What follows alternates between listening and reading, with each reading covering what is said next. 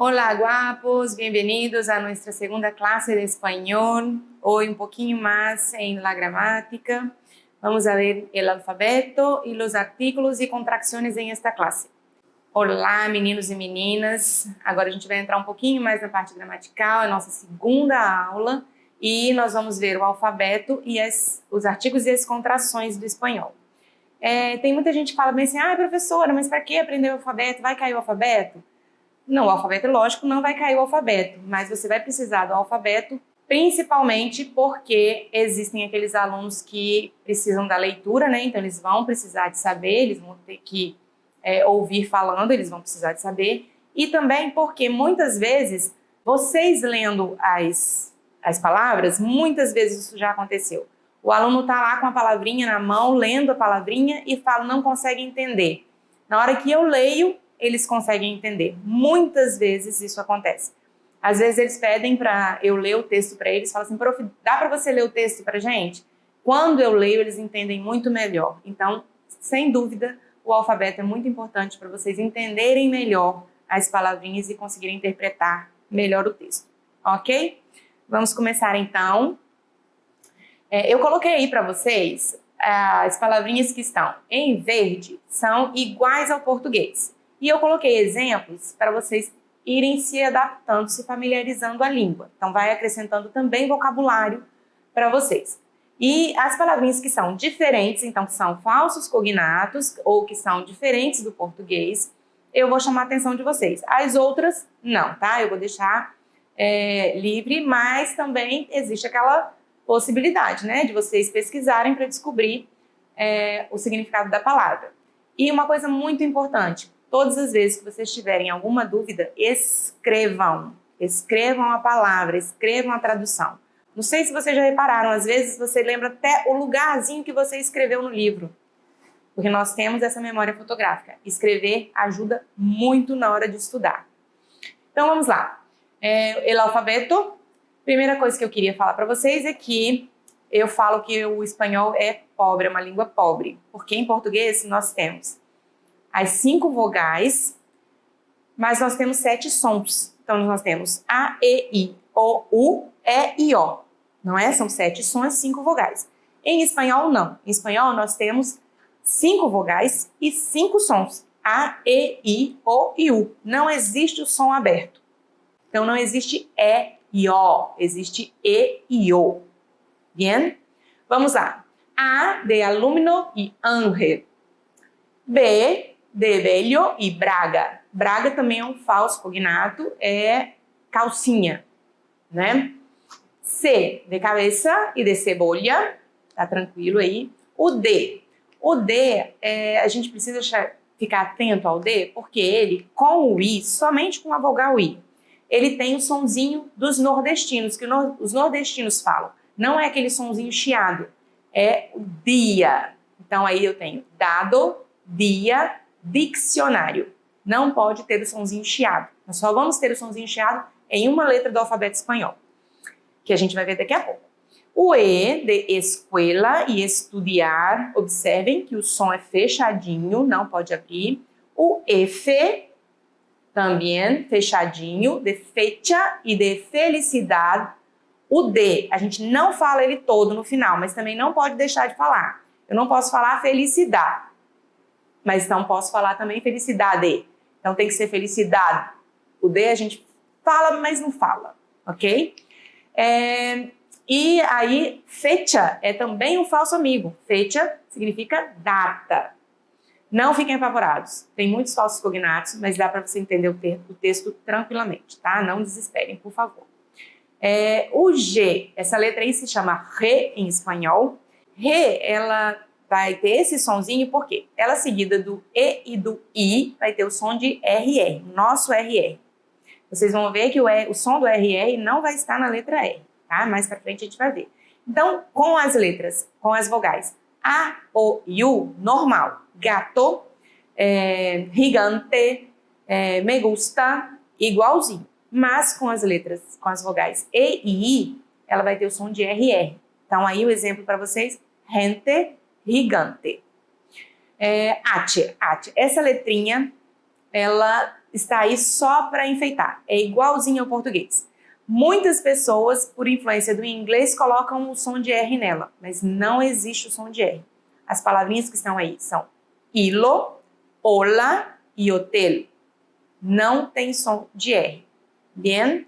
E hilo é fio, ok? Hola é o cumprimento mesmo. Hola, que tal? Seria olá, para a gente do português. Seguimos. I de índio e de iglesia. Rota. Essa letrinha também vai ter o som de RR, mas essa, diferente do re, ela com qualquer vogal, ela vai ter o som de RR. Então, só nessas duas letrinhas que nós vamos ouvir o som de RR, de R forte. No R mesmo, nós não teremos esses sonzinhos.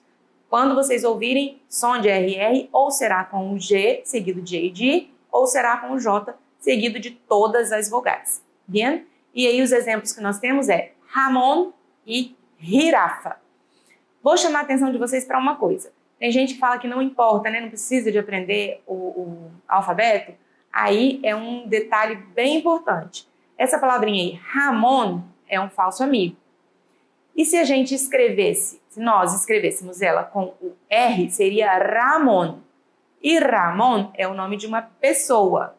Então, temos que ter bastante cuidado para não trocar as palavras, porque pode dar um problema muito sério se a gente trocar Ramon presunto com Ramon uma pessoa, ok? Vamos lá. E girafa. Então, com qualquer vogal, ela sempre vai ter o som de RR. Nome de pessoas, por exemplo, Jéssica, Julia, bien? Todas vão ter o som de RR. Lá, a letrinha K, ela foi introduzida no alfabeto. Então, ela vai ter, sempre que vocês encontrarem a letrinha K, vai estar com nomes próprios, né? Então, vocês vão sempre ver nomes de frutas, às vezes, nome em substantivos simples ou substantivos próprios, nome de pessoas também. É igualzinho o sonzinho, ok? Kiwi, aí o exemplo. L, essa letrinha também é igual ao português, lechuga e limão. Lechuga é alface. Limão é limão. M de música e de manzana, também igualzinho ao português. N de natureza e niño, niño é menino. A letra O de ojo e oveja. Esse ojo aí é um substantivo, olho, né? Mas em alguns momentos, em alguns slides, vocês vão ver esse ojo com o signo de exclamação de cabeça para baixo no início e certinho no final. Quando ele estiver desse jeito, significa atenção. É igual a gente fala aqui no português, meio olho com isso, então presta atenção nisso. Se vocês virem isso daí, vai ser como se fosse um chamamento para vocês. Prestem atenção, fiquem de olho. E oveja, ovelha, ok? Polho. Polho significa frango. E tem praça também, que é praça. Essa letrinha aí tem um nome meio feio, né? O nome dela é Cu, mas é o nome dela, a gente não pode fazer nada, só respeitar. E também é a mesma coisa que o português. Queso e quiosco. Quiosco é uma banquinha onde você compra revistas, jornais e também cigarros, essas coisinhas. R, aí vem o R.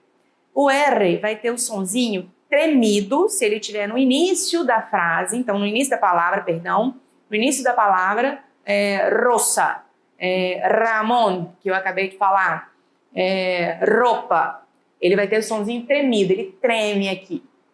No meio da palavra, ele vai ser normal, pero, bien? Igual a gente fala, é o único momento que o R vai ser igual que a gente fala, quando ele está sozinho no meio da palavra, pero, bien? Então aí nós temos Rosa, Ramon e pero. Esse pero com R só significa mas, é uma conjunção adversativa.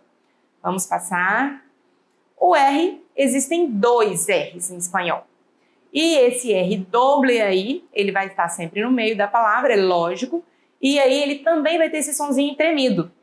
No slide passado eu coloquei o perro com R só, que significa conjunção adversativa. Me gustaría mucho ir a su casa, pero yo tengo muchos compromisos, no puedo ir.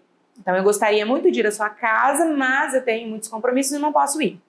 Esse perro, com 2 R's, treme aqui e muda também o significado. Aí já é cachorro, cão. Então, muito cuidado. E ahorro, a outra palavrinha. Ok? Então, ahorro, eu acho que vocês não sabem que palavrinha é essa, significa economia. Bien? Esse, ela não está marcada de vermelho porque ela é parecida. A única diferença é que não existem 2 S no espanhol, só existe um S. Olha que coisa boa. Mais uma vez, o espanhol é uma palavra mais pobre que o português, né? Não tem nem o S e nem o C cedilha. E o S sempre vai ter o som forte. Em português, se o S estiver entre 2 vogais, ele vai ter o som de Z. Em espanhol, não. Ele vai ter o som forte sempre, mesmo estando entre vogais. Só existe um S, ele sempre vai ter o som forte. Então, ali eu tenho exemplo. Sombrilha, semilha, e aí eu coloquei o mesa, que não começa com S, mas para vocês verem que mesmo ele estando entre 2 vogais, ele vai ter o som de S forte, ok? De 2 S's. T. O T igualzinho ao D. Com o I, ele vai ter o sonzinho igual os nordestinos falam, né? Então, Letícia, entende? Não pode ter o sonzinho chiado que a gente fala tia, aqui no português, né? Em espanhol, não. Tia, bien? Então, o exemplo que está aí é tijeira e tenedor. Então, tenedor, normal. Tijeira, eu tenho que falar sem o sonzinho chiado. E todas as vezes que eu estou dando aula sobre o alfabeto, eu pergunto para os meus alunos o que significa tijeira. E a maioria responde o que eu acho que vocês estão pensando aí. Tigela. Nananã. Não é. Tijeira é tesoura. Então, a gente tem que ficar muito esperto com o vocabulário, tá vendo? O normal, igualzinho no português, único e útil. E aí eu vou chamar a atenção de vocês para o L. O L no português a gente fala como se fosse o U. Em espanhol, não. Em espanhol, a gente sobe a linguinha. Útil. Vocês vão saber direitinho se terminou com U ou se terminou com o L. E às vezes com O também no português, né? Ube. Ube, ela é chamada de ube ou então de ube corta. Existe ube larga e ube corta. B seria ube larga, de longa, que também é um falso amigo. E ube corta é porque ela é mais curtinha. Porque se a gente observar, as letras V e B são bem parecidas na grafia. É só subir um pouquinho que o V vira B. E ela vai ter o som de B. Ela não tem o som de V, ela tem o som de B. Então, aí eu vou ler viajar e vaca. Bien? O W, essa letrinha também foi introduzida no alfabeto. Aí, o que acontece com ela? Quando tem o som de V, a gente vai falar com o som de B. E quando tem o som de U, a gente vai falar igual. Tranquilo? Igual no português. Então, aí seria Vanderlei e Wilson. Tranquilo? Ex. A gente vai pronunciar exatamente do mesmo jeito. Exatamente da mesma maneira. Então, seria xenofobia e xilofone. Bien? E essa letrinha, além dela ser uma letrinha do alfabeto, ela também tem a função de uma conjunção aditiva. Então, ela serve para unir. Se eu falar Pablo e Juan são amigos desde niños. Estou juntando Pablo e Juan, ela também tem essa função. Ela tem uma função aditiva, além de ser uma consoante. Ela também é conhecida como Y, mas depois que reformularam a língua espanhola, ela passou para o nome de IE. Mas vocês vão encontrar em alguns momentos o nome dela como Y.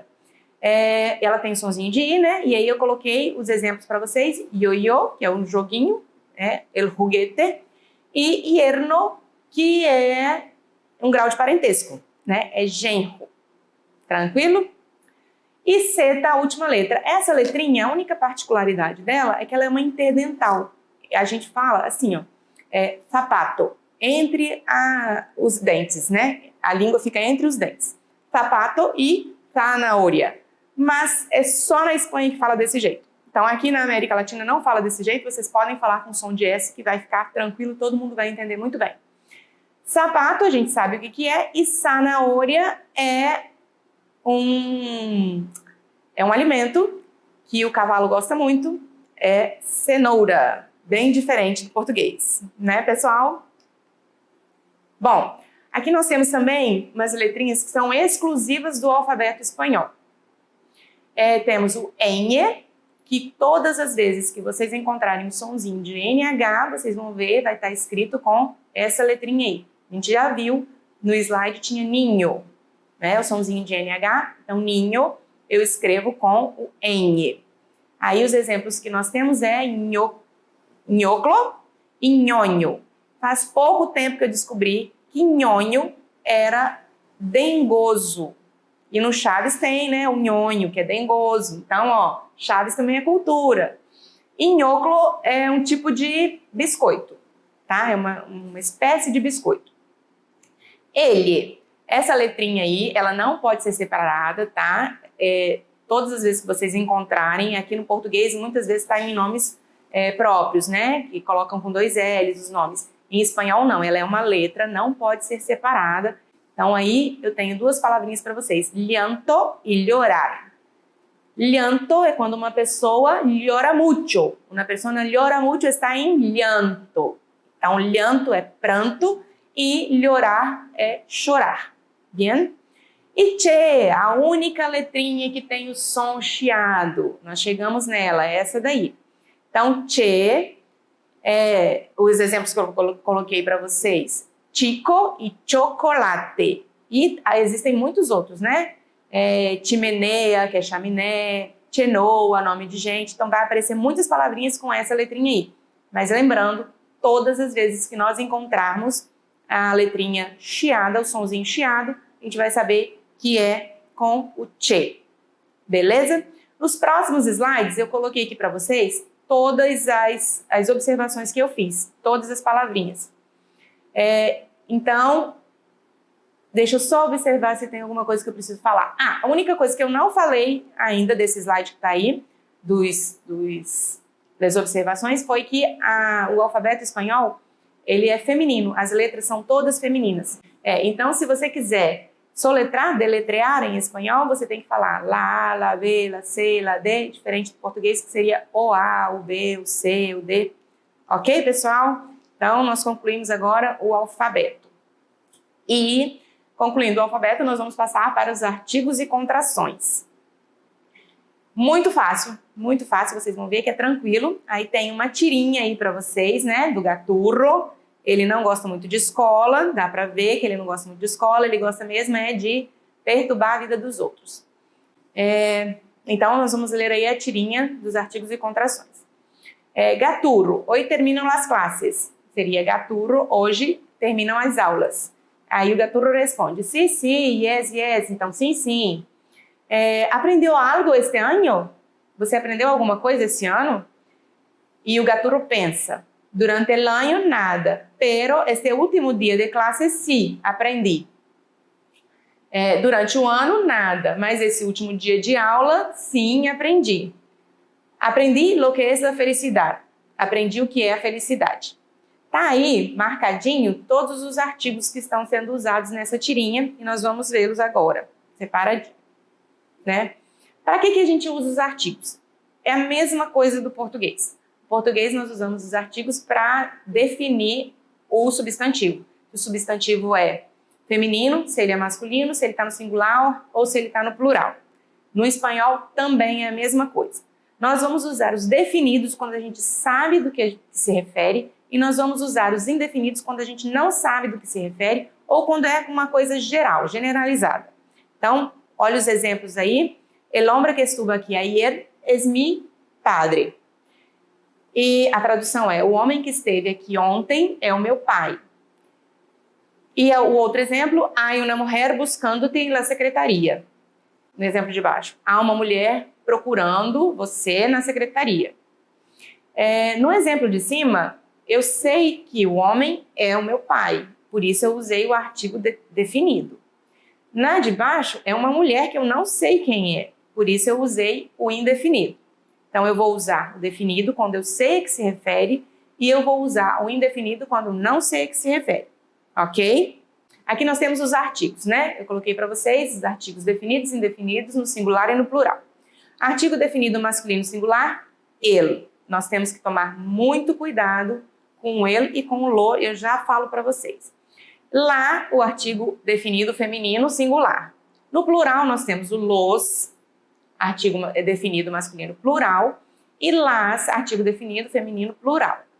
Os indefinidos são una, unus e unas, no singular masculino, no singular feminino e no plural masculino, plural feminino.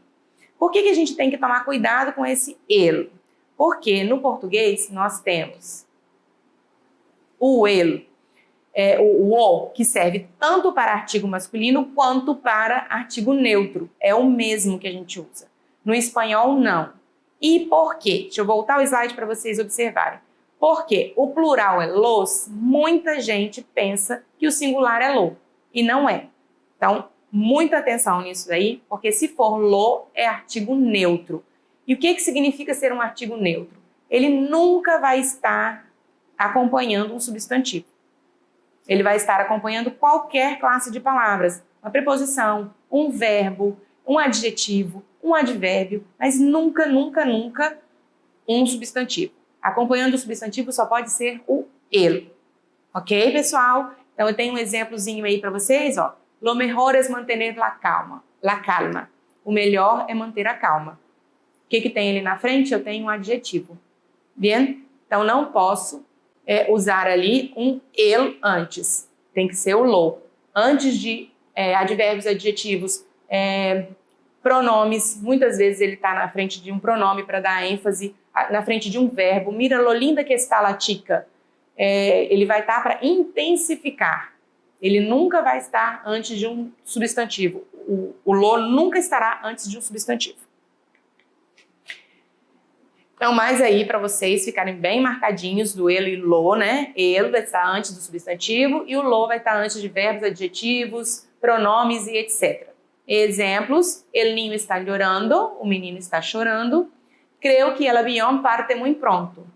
Acredito, creio, que o avião vai partir logo. Muito pronto seria logo. O que eu tenho? Eu tenho o ele antes de avião, que é um substantivo, e eu tenho o ele antes de ninho, que é um substantivo.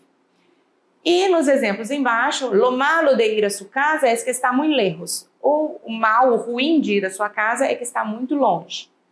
Não imaginas o inteligente que eres. Não imagina o inteligente que és, em português. Mira lo atrasado que estás. Mira o atrasado que está. Como ele está atrasado, seria. Então, sempre antes de qualquer outra classe de palavras que não seja um substantivo. Bien? Bom, agora a gente vai passar para as contrações do espanhol. E eu já falei para vocês, espanhol é uma língua pobre, né? Ela tem muito menos palavras do que o português. E aí fica mais fácil de aprender, né? Eu estou colocando aí para vocês no slide várias contrações do português, mas não são todas. No português nós temos muitas contrações. Só para mostrar um pouquinho para vocês de quantas contrações nós temos.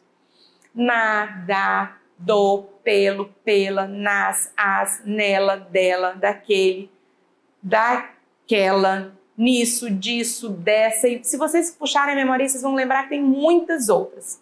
Mas olha que maravilha, que notícia boa que eu vou dar para vocês. No espanhol nós só temos duas contrações. Elas estão aí e são a junção, vocês sabem, né? Contração é quando eu junto duas classes de palavras em uma só.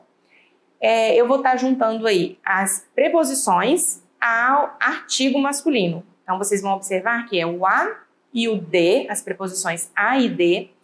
E chamando a atenção, pessoal, preposição, o a em espanhol, ele só será preposição. No português, ele pode ter várias funções. No espanhol, não. Ele só será preposição. Porque o artigo, nós acabamos de ver, é lá. Né? O artigo feminino é lá. Então, a preposição a, mais o artigo masculino ele, vai dar a contração al, que em português é o nosso ao. E a preposição de, mais o artigo masculino ele, vai dar del, do espanhol, a contração, e será o nosso do, ok? Exemplos para vocês aí no uso das contrações. Se eu vou a um lugar masculino, eu uso a contração al. Então, vou ao supermercado para comprar pollo. Vocês já sabem que pollo é frango, né? Então, vou ao supermercado para comprar frango. Esse lugar que eu estou indo é um lugar masculino. Então, eu vou usar a contração. Se eu venho de um lugar masculino, eu também vou usar a contração dele. Então, ó, vuelvo del trabajo en autobús. Volto do trabalho, aqui a gente falaria de ônibus, né? Em espanhol tem que ser com a preposição en. Então, volto do trabalho de ônibus. Se eu estou voltando de um lugar masculino, eu também vou usar a contração. Ou se eu quero também localizar alguma coisa, eu vou falar para alguém... eu quero la blusa, como está no exemplo aí, quero la blusa que está ao lado del traje negro. Então, eu estou posicionando, tá? Ela está ao lado. Então, como lado é uma palavra masculina, eu também terei que usar a contração.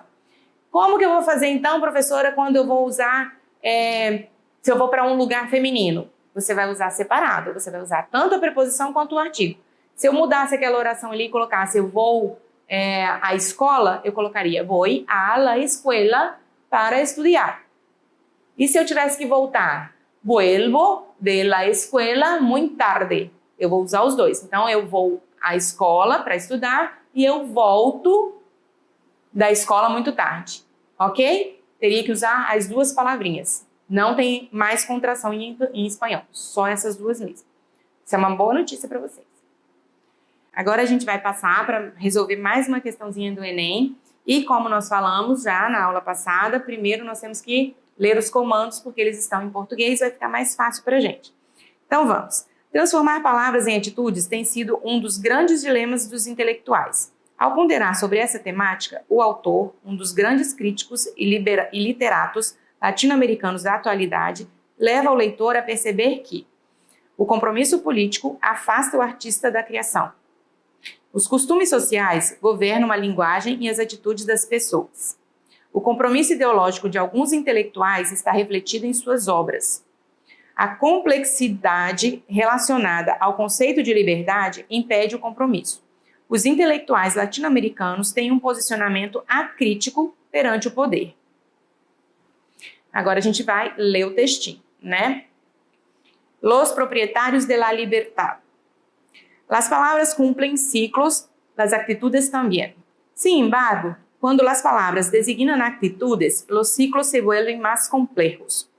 Cuando el hoy tan desnotado Sartre puso la palabra compromiso sobre el tapete y hasta McLeish publicó un libro sobre la responsabilidad de los intelectuales, estas dos palabras, compromiso y responsabilidad, designaban actitudes que, sin ser gemelas aqui são gêmeas, eram bastante afines, salvo contadas excepciones. Los intelectuales de entonces las hicieron suyas y, equivocados o no, dijeron sin eufemismos por qué empeño se la jugaba.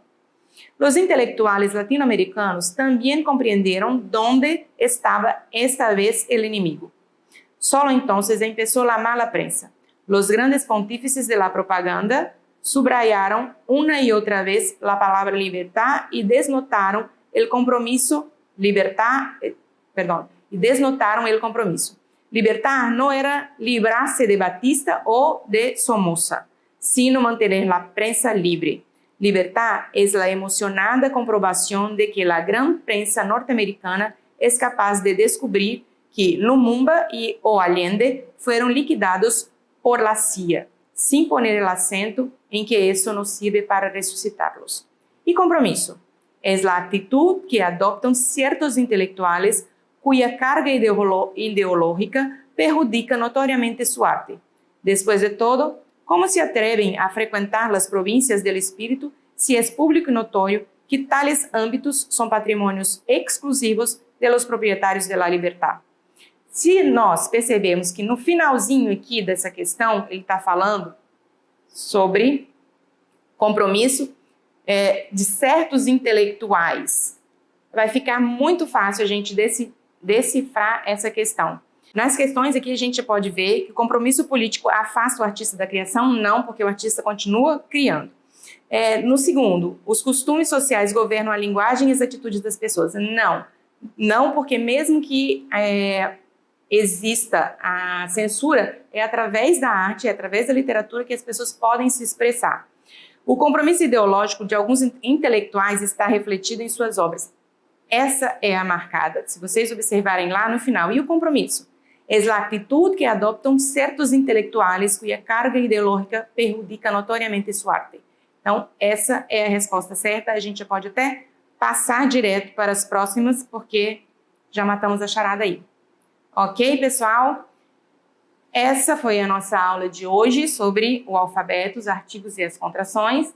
E eu aguardo vocês na próxima aula. Espero que vocês tenham gostado e que tenham aprendido um pouquinho mais da língua espanhola. Besitos, hasta pronto.